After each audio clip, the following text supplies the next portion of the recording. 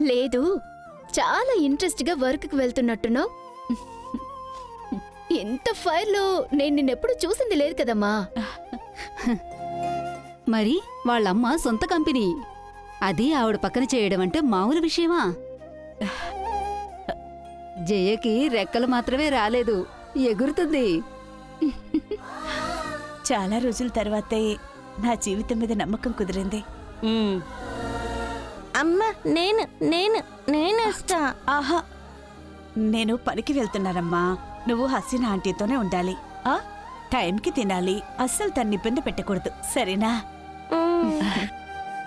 బంగారు తల్లి.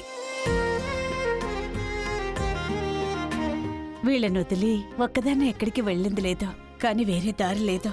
కుటుంబంలో ఉన్న సమస్యలు తీరాలంటే నేను వెళ్ళి తీరాల్సిందే. కొంచెం చూసుకోండి అక్క. ఏంటి జయ, ఇందు నా కూతురు లాంటిది, నేను చూసుకుంటాను. నువ్వేం ఆలోచించకుండా నీ పని చూసుకునిరా. నువ్వు చేసే పని చూసి మీ అమ్మ మనసు మారిపోవాలి. అది ఖచ్చితంగా జరుగుతుందని నాకు నమ్మకం ఉంది. జీవితంలో కష్టం వచ్చినప్పుడు మీలాంటి నలుగురు చెయ్యందించారు. ఆ నమ్మకంతోనే నేనింత దూరం నెట్టుకొచ్చాను. దేవుణ్ణి, చుట్టూ ఉన్న మనుషుల్ని నేను నమ్ముతానక్క. మంచి జరుగుతుంది. జరుగుతుంది జయ. ఏంటి జయ, డ్యూటీకి బయలుదేరినట్టున్నావు? అవును మణి. తను ఇదిగో ఇది నీకు, ఇదిగో ఇందు తల్లికి ఇచ్చేసేయ్. ఏయ్, ఏంటి మణి ఇది? భోజనం. అయ్యో, ఎందుకు మణి నీకు శ్రమ? నేను వండేశాను.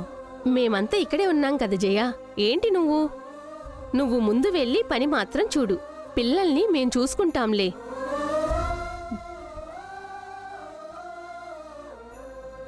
జయ, నీకొకటి చెప్పనా?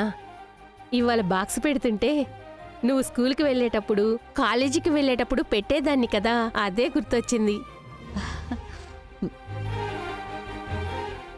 సరే, మరి నేను వండిందేం చేయాలి? దాన్నెందుకు వదిలేస్తాను, నేను తింటాను కదా. జయ, నువ్వు ఫ్యాక్టరీలో పని చేయటం మాత్రమే కాదు, ఝాన్సీ అమ్మ కంట్లో అప్పుడప్పుడు పడు, అదే చాలా ముఖ్యం. కాలం కలిసి వస్తే రాయి కూడా కరుగుతుంది అంటారు. ఆవిడ మనసు మార్చడం నీ చేతిలోనే ఉంది జయ. ఆ నమ్మకం నాకుంది మనమ్మా. సరే, వస్తాను. బాయ్, వెళ్ళొస్తాను. సరే అమ్మా, బాయ్. ఉమ్.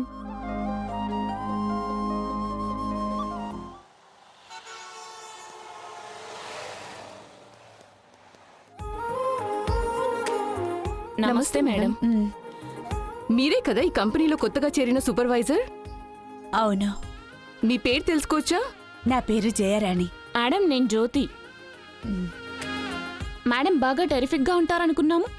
పర్వాలేదు మేడం, బాగా సాఫ్ట్గా ఉన్నారు. అవును. ఏంటి డిస్కషన్? జయ మీరే కదా? అవును. మీరు? నేను ఈ ఫ్యాక్టరీకి ఇన్ఛార్జ్. ఓ, వెళ్ళండి, మీరు ప్యాకింగ్ సెక్షన్కి వెళ్ళి ప్యాకింగ్ చేయండి. ప్యాకింగా? ఏంటి చూస్తున్నారు? సూపర్వైజర్ అంటే అందరూ పని చేస్తున్నారా అని చూడటం ఒకటే కాదు, పని కూడా చేయాలి. నేను తప్పకుండా చేస్తాను, అందులో కష్టమే లేదు. అందుకే కదా వచ్చాను. మీరు కూడా వెళ్ళండి, వెళ్ళి పని చేసుకోండి. అలాగే మేడం.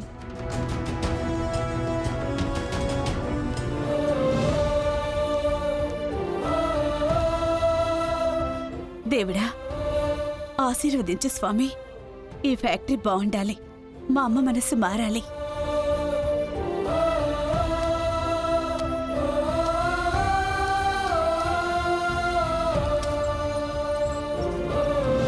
అత్తయ్య. రామీనా, కూర్చో.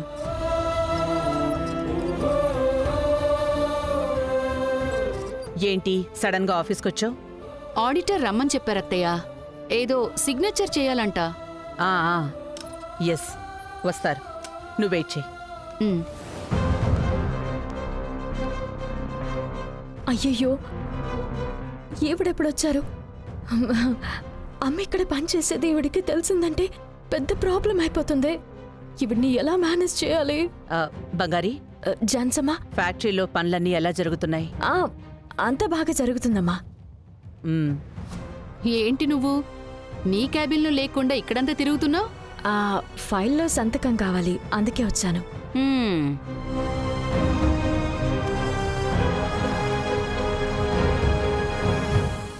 చెక్ చేసావా? చేశానమ్మా. సూపర్వైజర్ మేడం, ఆఫీస్కి చిన్న మేడం వచ్చారు. వెళ్ళి ఆవిడకి జ్యూస్ ఇవ్వండి. ఇదిగోండి.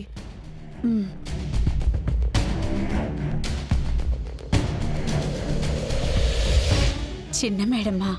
చిన్న మేడం అంటే ఎవరు? బంగారి అయి ఉంటుంది.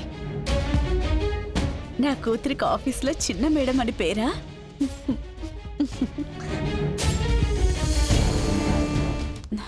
Madam, juice.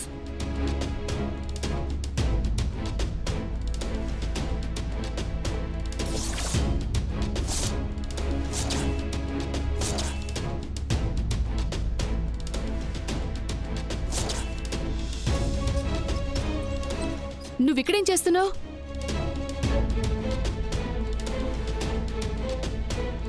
మా ఆయన్ని చంపాలని చూసిన వాడి భార్యవి నీకు ఈ ఆఫీసులో పనేంటి? అత్తయ్య, తననసలు క్షమించరని ఆ రోజు మీరు ప్రమాణం చేయటానికి కూడా రెడీ అయ్యారు కదా. మీ మీద నమ్మకం పెట్టుకుంటే మీరు ఇలా చేస్తారా? తను ఎలా ఈ కంపెనీలోకి వస్తోంది? ఏం జరుగుతోంది ఇక్కడ? మీనా,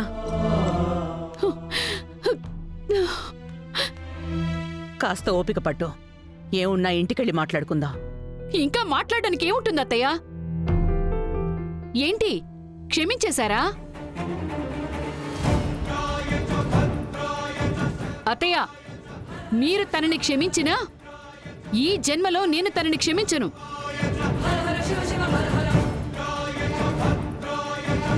తనని మీరు ఇక్కడికి రానిచ్చారు అంటే నాకసలు ఏం మర్యాద ఇచ్చినట్టు? నేను వెళ్ళిపోతున్నాను అత్తయ్య. మీనా, మీనా.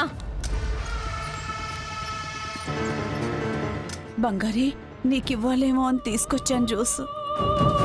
అర్థమైందమ్మా, నువ్వు కంగారు పడుకో, నేను చూసుకుంటాను.